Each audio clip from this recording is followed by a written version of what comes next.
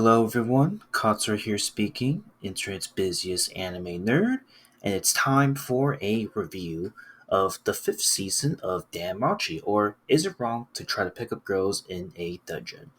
This is the latest, newest season of Danmachi to come out by JC Staff Studios to originally came out in fall 2024 season and is officially wrapping up of this year.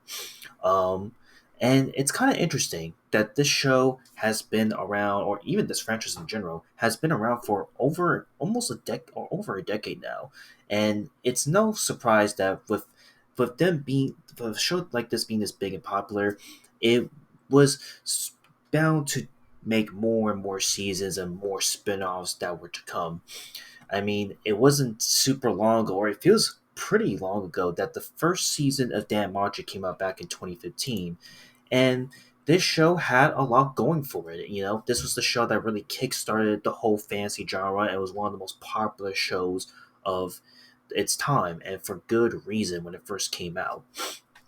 Because in 2015, there was a lot of big shows that were popping off in the fantasy genre. Shows such as ReZero, Konosuba, Overlord being one of them. And I know those are like isekai examples there, but again, the fantasy anime genre has been at a massive boom during this time period where anything and everything was taken up for granted. And the first season of Danmachi is considered to me to this day to be like the baseline of like where the show starts and the potential of the show of what's to come.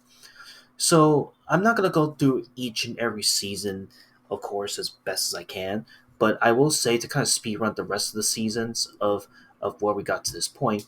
You know, season two has been for many the most divisive season in to this day.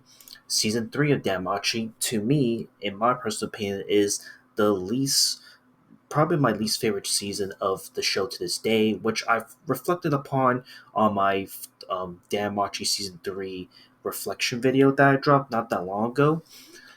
And prior to this point, when this third season came out, I thought that the Danmachi franchise was going to be stuck in the stagnant, low bearing fruit of just playing it safe, not keeping it good, not keeping it interesting.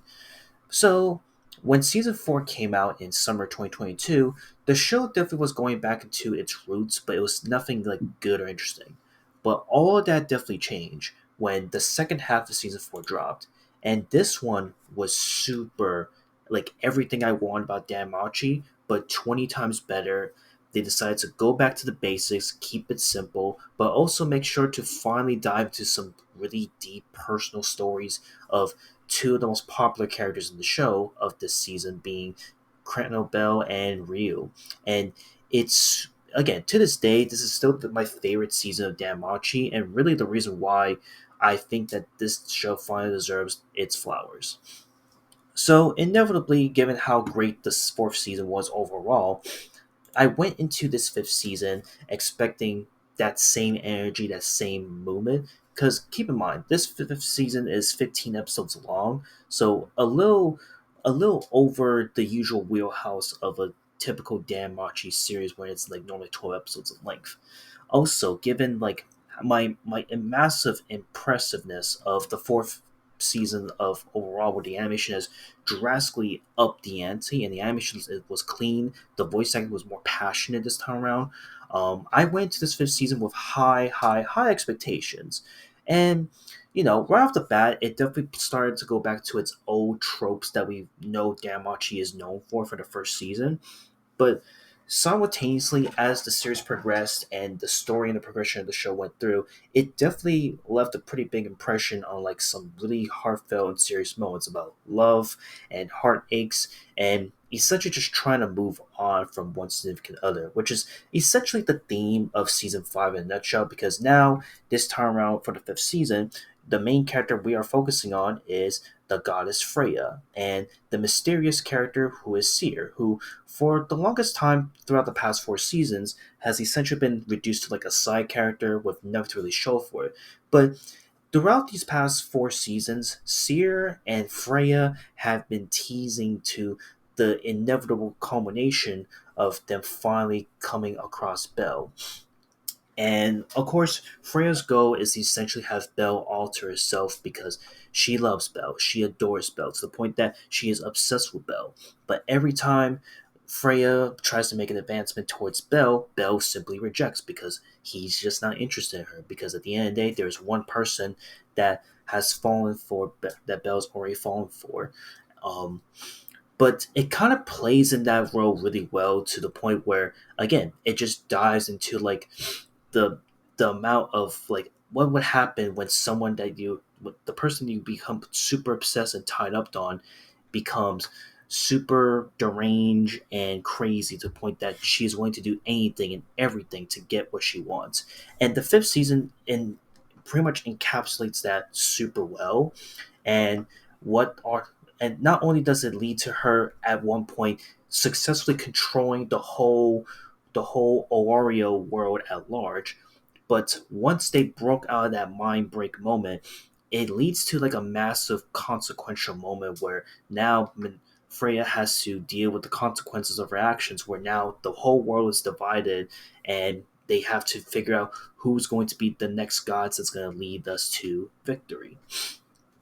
And that's pretty much how the show kind of goes into. So again, the fifth season breaks down to two parts where the first half is essentially like, a lot of the dark, really messed up stuff going on, and the second half of the show is when okay, we're gonna play these war games to determine the fate of a warrior once and for all. And that's pretty much what you're getting with this fifth season. So, I mean, for starters, we'll go into the basics. The animation this time around, really good, really clean, really keeping it up like they did with the last season of Danmachi. The voice acting is definitely passionate, definitely still up there this time around.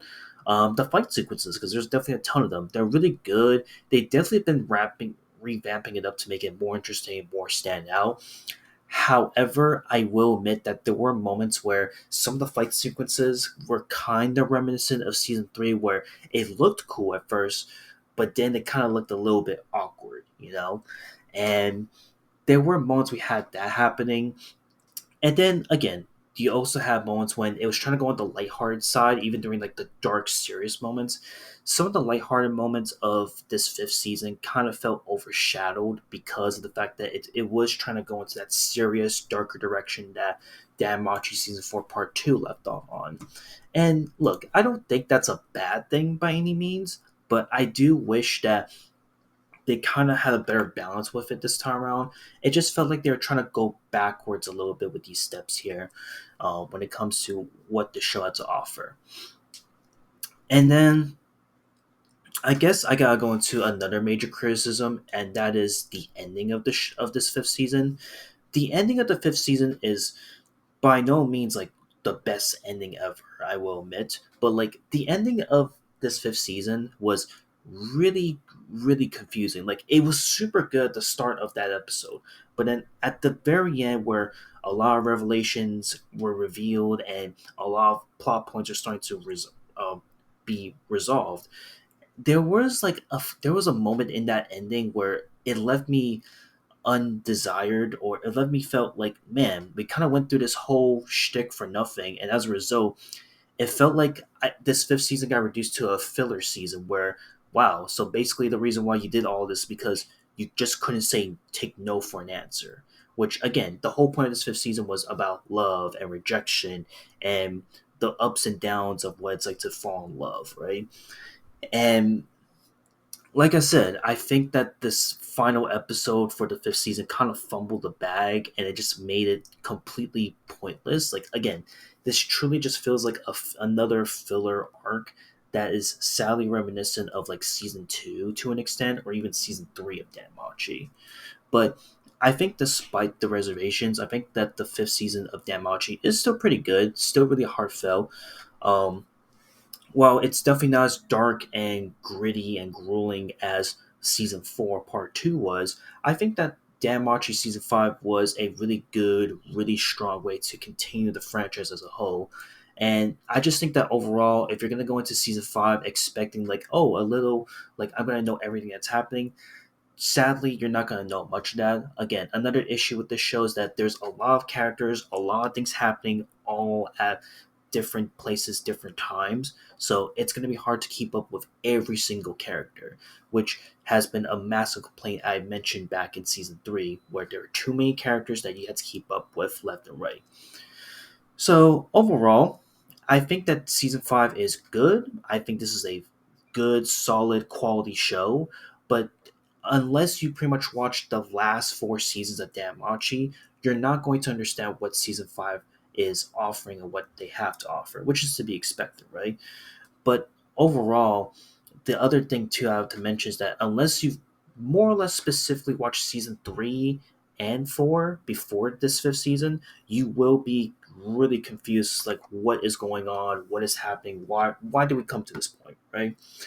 So again, I think this is a good show. I think this was a solid like continuation of where Danmachi left off, and you know, I think it's fine. I think it's fine, which is why I'm feeling a light 7 on this thing.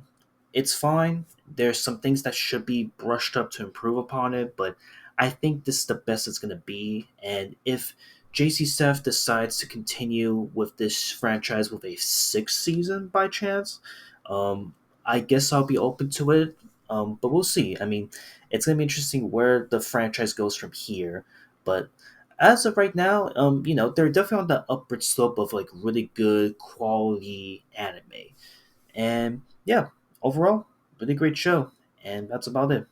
I'll see you all on the next one. Later.